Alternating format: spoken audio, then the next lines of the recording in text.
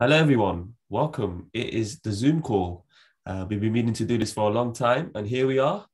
I'm just going to get straight into it. This is our new channel. We've got two little snippets that we're going to be doing here and then, the Zoom call and the podcast where we meet whoever. We'll do some preview shows, international break, the football, and we are back. It's great to be back. I'm just going to get straight into it, really. But first, before I do that, Salah, I want to welcome you. You can follow him on Twitter at Salah_1799. How are you, bro? How you been? I'm good, thank you, man. How are you? Yeah, not bad. Finished work. Were you off work today or? Yeah, I was off today. I'm back in tomorrow. Tomorrow, yeah, cool. So, Nice. I just, this is one of the shows that we do, the Zoom call, whether it's going to be you on the show, whether it's going to be Man United fans on the show or whatever. Just going to let it all out, half an hour, just listening to us. And we'll see how we think. But before we talk about everything, just make sure you subscribe to our channel, leave a like, any comments. I really appreciate it. And it's just a show for all of you guys. And let's get straight into it. I wanted to create this one during the international break, and it was some mad game on Sunday, Salah. If you guys didn't know, yes, I am a Liverpool supporter. As you can see, Salah's top as well. We'll talk about that, and we will talk about Newcastle's takeover, which has just been announced literally 10 minutes ago. So we'll talk about that right at the very end. Salah, boy, what a game on Sunday, man. Liverpool 2, Manchester City 2. Have you caught your breath back? Because it was a madness. Before I say everything, I want to know how you're feeling a few days after that. I know. I think I've kind of, in a weird way, I've got used to the quality of that game between Liverpool and City. I think the first half was obviously I think it was a shock for me and a lot of Liverpool fans because I haven't seen a team come to Anfield, especially the last maybe half an hour of that first half, and sort of dominate and pen us back on our own half the way City did for such a large period of time. So it was definitely a shock. It was a shock to me. And to be honest with you, I don't even think City were playing that well.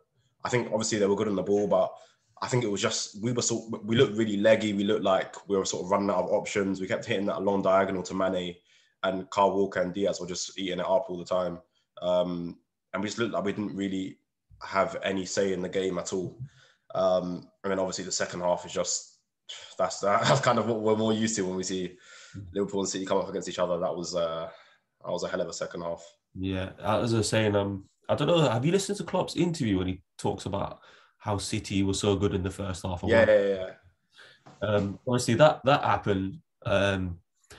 When you pack a game with centre midfielders like Manchester City have done, especially last season and this season, no Thiago, obviously, Henderson wasn't great. Which in a big game like this, he's always been the man or one of the main guys in the middle. Fabinho had a poor game and Curtis obviously had a difficult one, but you can probably expect that from Curtis. And obviously young Harvey Elliott is injured as well. But it's clear, obviously, it was 0-0. I don't think people remember that game for how dominant City were. It was obviously the 4 goals, 3 really good goals. One, the best I've seen in the stadium. I'll be real to you, Salah, but how much better were Liverpool in the second half, in your opinion? And what do you think was set at half time for us to be playing like that? I don't know. I think, even I called you at half time and I said, listen, like, it can't get any worse than that. And I think we've seen with Klopp, in the past, when we've had a really bad first half, the second half, we always come out a lot better. What he said, I'm not too sure. I'm not sure. I personally don't think he took like an angry approach at the players. I think it was probably more just like sort of snap out of it. We need to just have more courage. He said that during the game, actually, be brave. So I think he probably just reiterated that point. We have to be brave on the ball and have courage on the ball.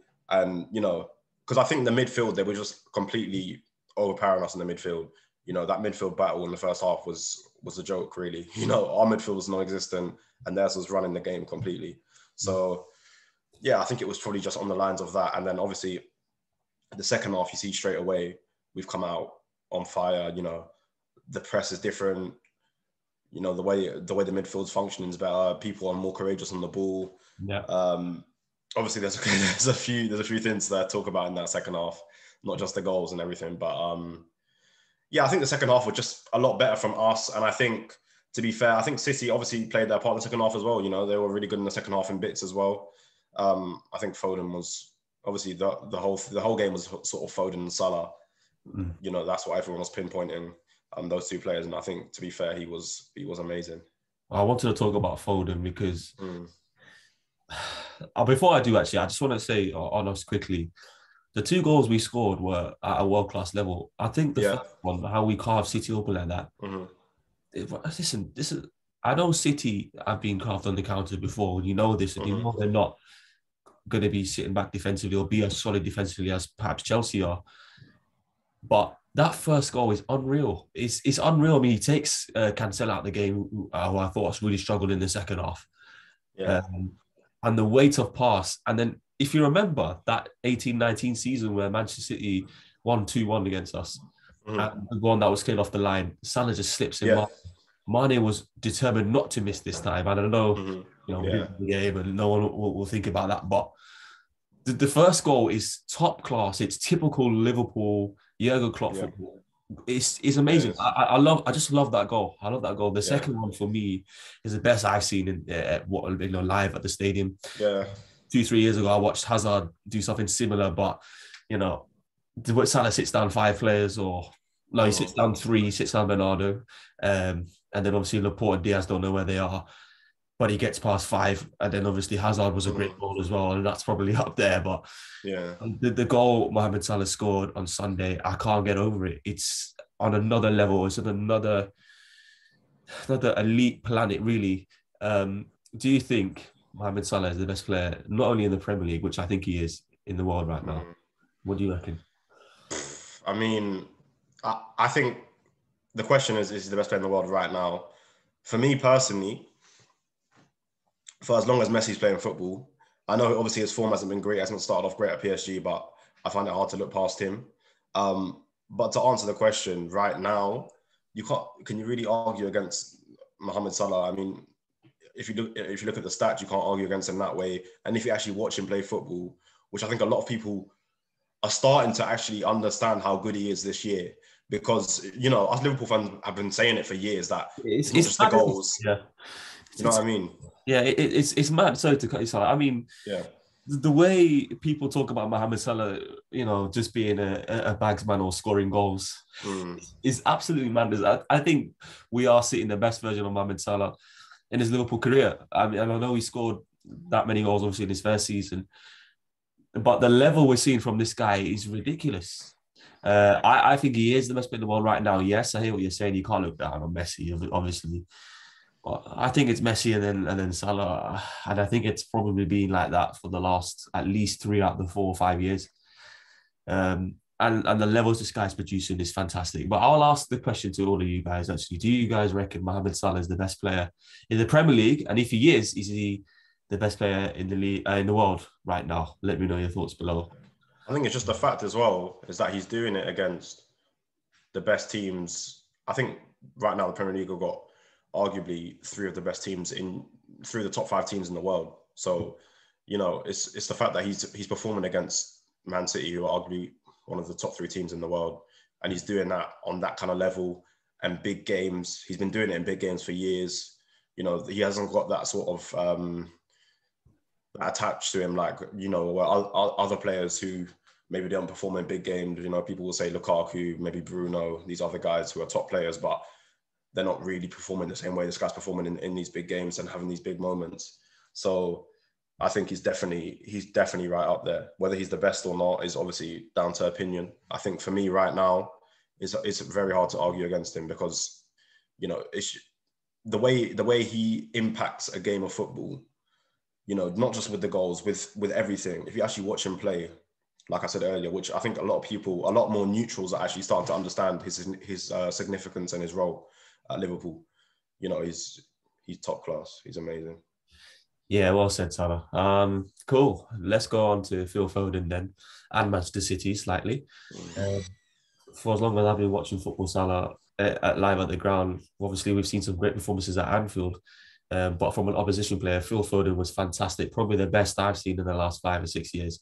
That performance was different level. He was fantastic. James Milner, I mean, 36 years old.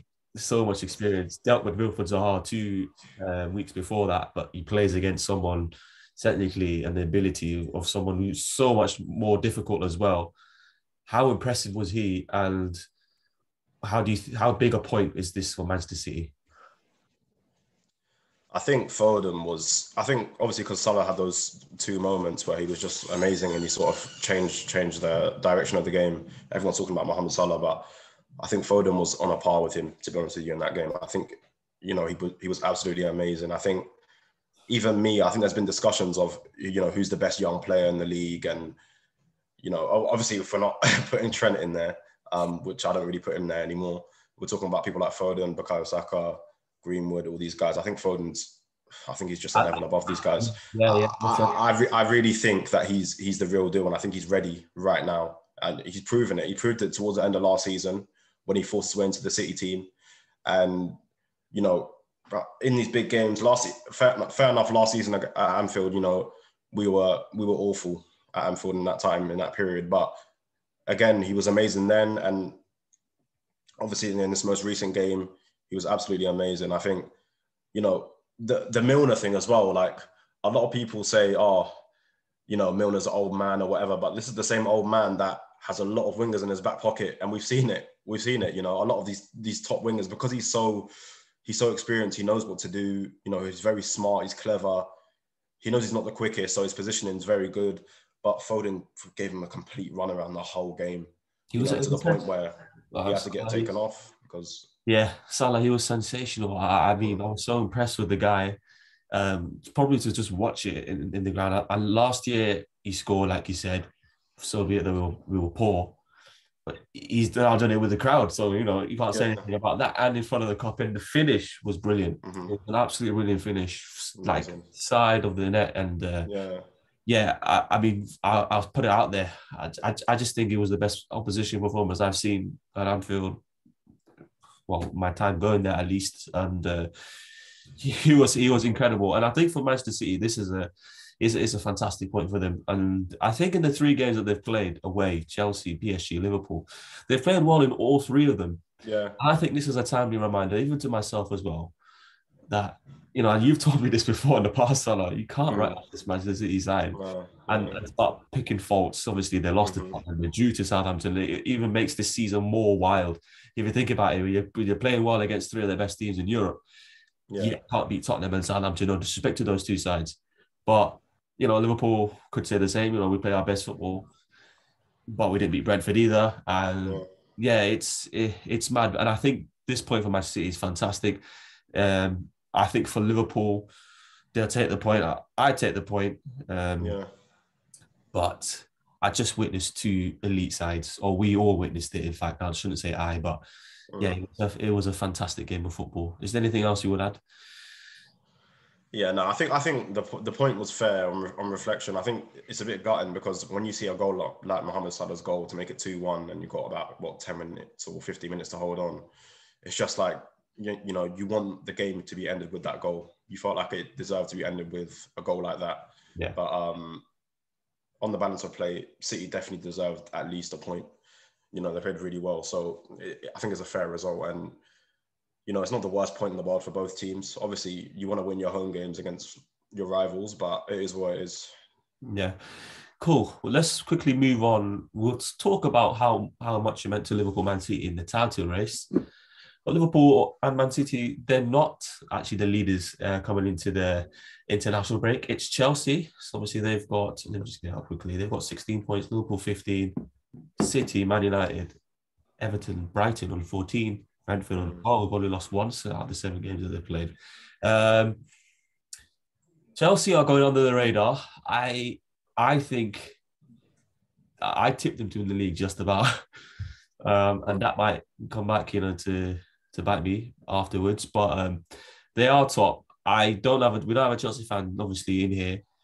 It'd be interesting to see how they feel about all the noise about Liverpool, Man City, talking about how elite they were on Sunday. But they're top and they're going under the radar. They've played Liverpool, they've played Tottenham away, Arsenal away, obviously the London derbies. Yes, they're not as good as Liverpool and City, but they've played those 4 sides. They're top of the league. Manchester United have drawn twice, they've lost once. but they've all been at home. Sorry, two of them have been at home. What do you make of the title race at the moment? And what can we say about Chelsea and Manchester United? I think with Chelsea, I think the only reason they're sort of being a bit looked over after last week is because of the quality of football in the second half from City and Liverpool. And I think because we're used to that quality from Liverpool and City, and no one has really come close to that in the last maybe 4 years, if we're going to be honest, on a consistent basis anyway. So I think maybe that's why people are sort of overlooking, not even overlooking Chelsea, but the focus right now is on Liverpool and City after that game, which is natural.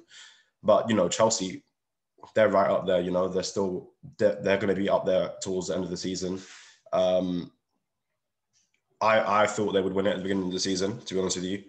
I thought obviously they just come off the Champions League and then bring Lukaku in.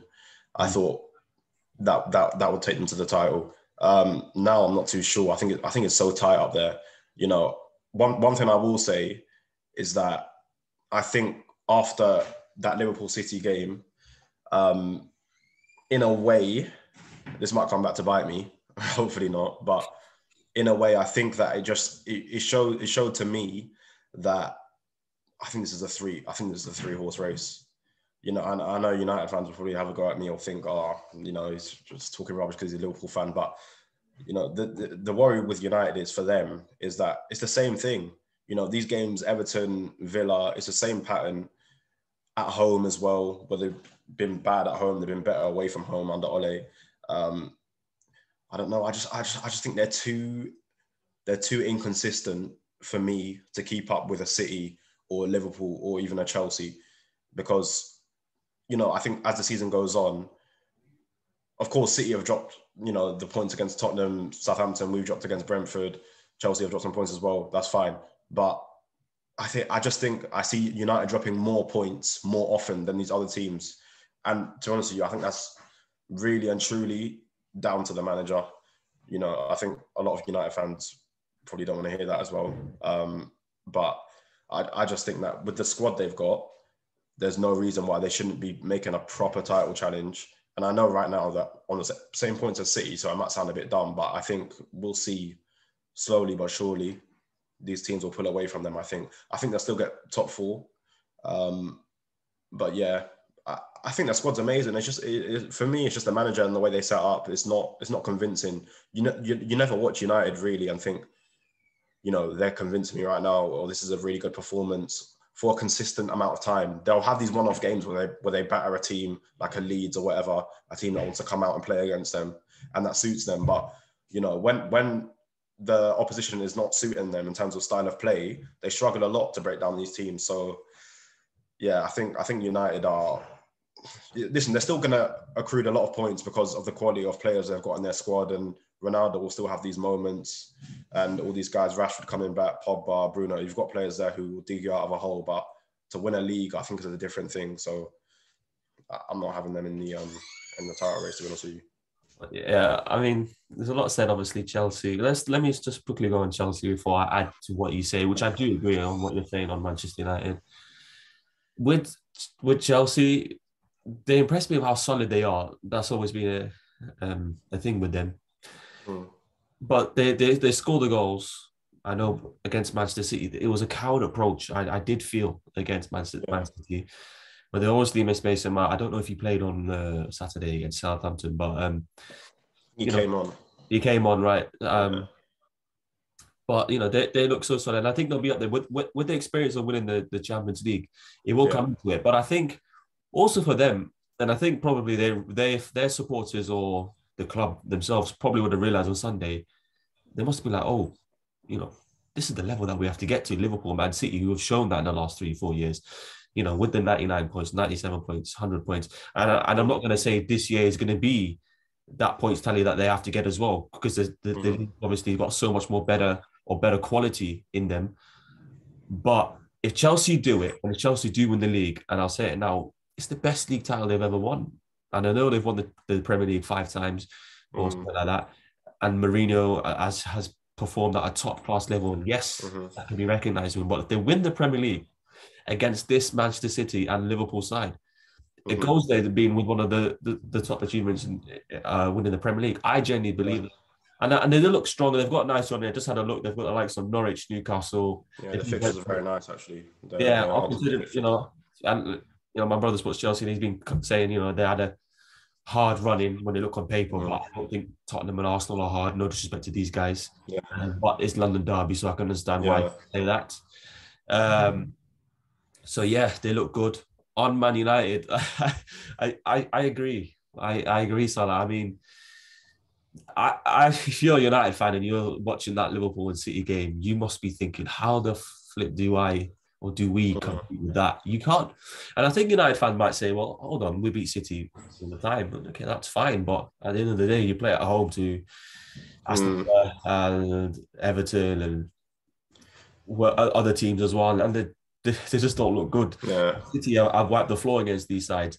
Liverpool, they don't always wipe the floor, but their home record is impeccable. And it has been impeccable at times as well. But time will tell with them. They've been really underwhelming.